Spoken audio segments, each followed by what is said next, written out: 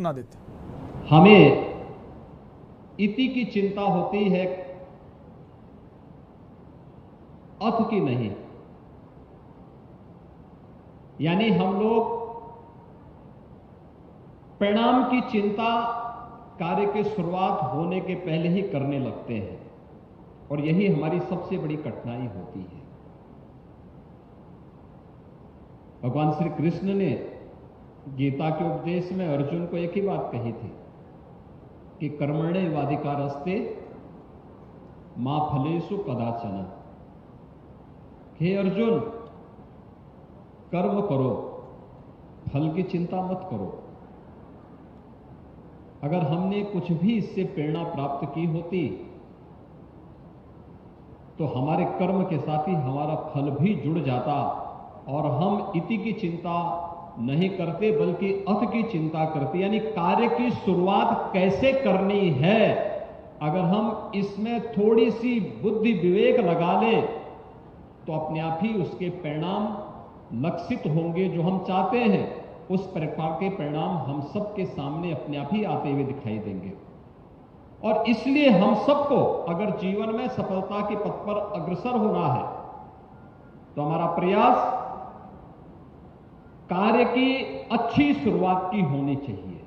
अच्छी शुरुआत होगी, पूरी ईमानदारी और तन्मयता के साथ हम अगर उस कार्य के साथ जुड़ जाएंगे, दुनिया की कोई ताकत आपको सफलता की ऊंचाइयों तक पहुंचने से नहीं रोक सकती है। कोई आपके मार्ग में बैरियर नहीं बन सकता, कोई बाधा नहीं बन सकती है। अच्छी शुरुआत के लिए अपने आप को तैयार करिए। और विश्वविद्यालय ने एक अच्छी शुरुआत की है। यह अच्छी शुरुआत इस बात की गवाही देती है, विश्वविद्यालय में आज आयुर्वेद की बीएमएस की पढ़ाई भी प्रारंभ हो चुकी है। मुझे पिछले दिनों विश्वविद्यालय के बीएमएस के छात्रों के साथ संवाद करने का अवसर प्राप्त हुआ था।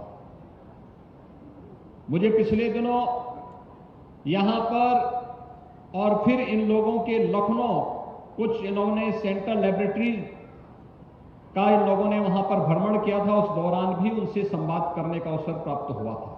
उनके मन में एक हौसला है, एक जज्बा है। अभी मैं यहां पर देख रहा था, नर्सिंग में ANM, GNM, post basic BSc nursing, BSc nursing, उनसे जुड़े हुए प्रशिक्षुओं ने जिन्होंने अपने अपनी क्लास में उत्तम स्थान प्राप्त किया है, उन्हें यहां पर विश्वविद्यालय ने सम्मानित किया।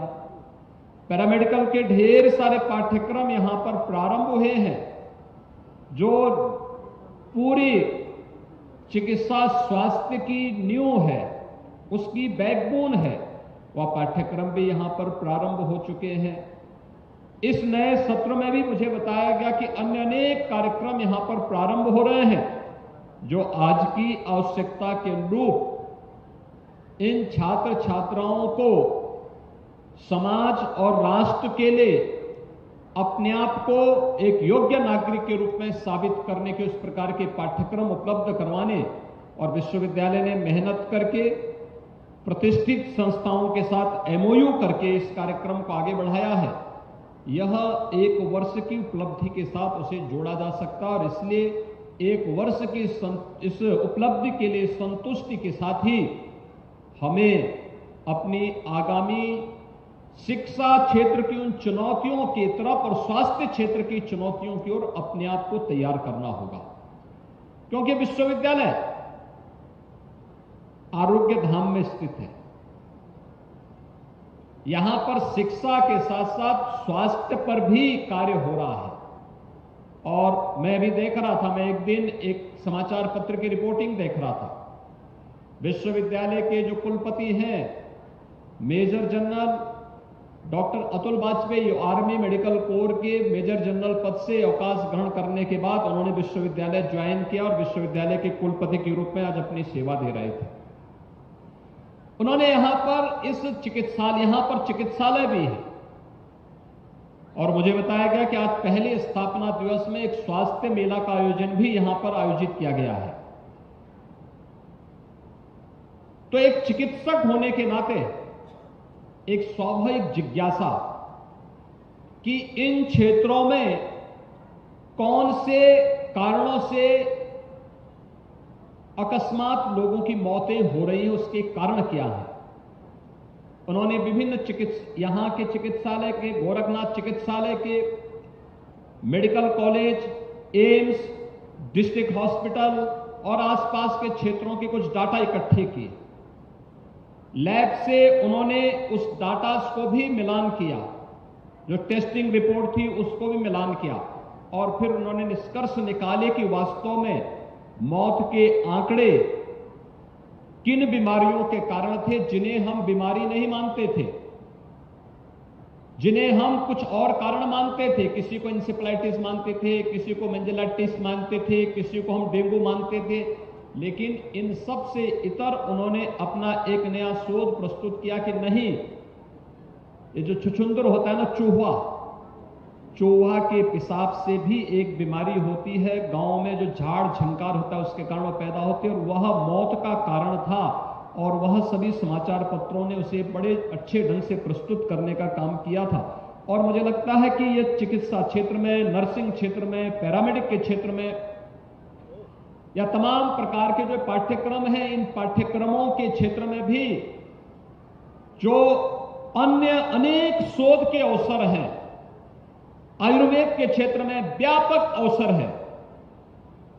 एक एक अभियान हमारे लिए शोध का विषय बन सकता है, एक नए पब्लिकेशन का विषय बन सकता है, रिसर्च पेपर का विषय बन सकता है। हम उसके माध्यम से अपने रिसर्च को आगे बढ़ा सकते हैं, और फिर रिसर्च एंड डेवलपमेंट को जोड़ करके जब हम आगे बढ़ेंगे, यही तो हमारी राष्ट्रीय शिक्षा नीति कह रही है कि हमें इस कार्यक्रम को आगे बढ़ाना, फिर अपने रिसर्च को पेटेंट कराना, और पेटेंट करा करके फिर अपने को एक प्रतिष्ठित विश्वविद्यालय के संस्थान के रूप में स्थापित करना।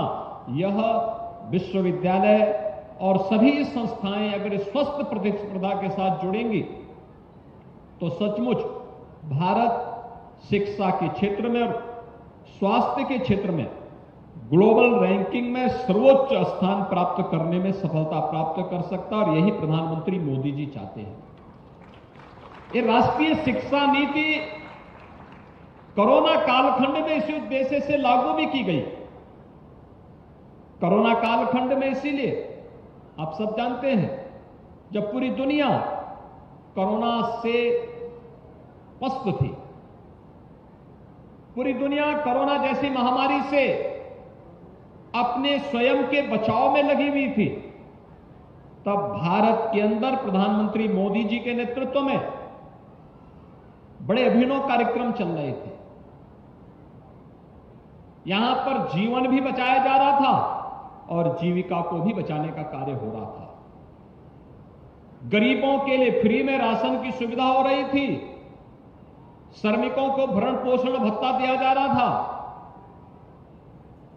लोगों के व्यवस्थित उपचार की सुविधा, फ्री में उपचार, फ्री में टेस्ट, ये सभी सुविधाएं उपलब्ध करवाई जा रही थी। और अभी के इस बुलेटिन में आपसे लेंगे इजाजत। देखते रहिए के न्यूज़ इंडिया। नमस्कार। देखें कौन नया खिलाड़ी आया है, समझा देते हैं, प्यार से समझाएंगे।